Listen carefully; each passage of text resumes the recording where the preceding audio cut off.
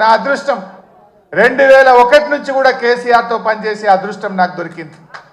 నేను చూసేవాడిని కేసీఆర్ ఎంత మదన పడేవాడో, ఎంత బాధపడేవాడో దగ్గరగా చూసేవాడిని. కొంతమంది కేసీఆర్ గారి మీద వ్యక్తిత్వ హననానికి పాల్పడేవారు.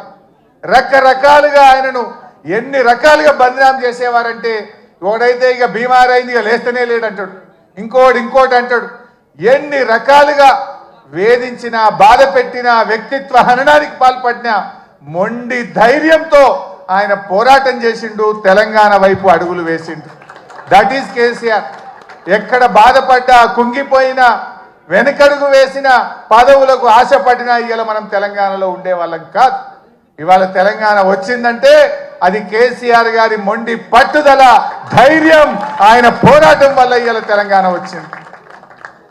నవంబర్ 29, 2009 ఇది ఇవాళ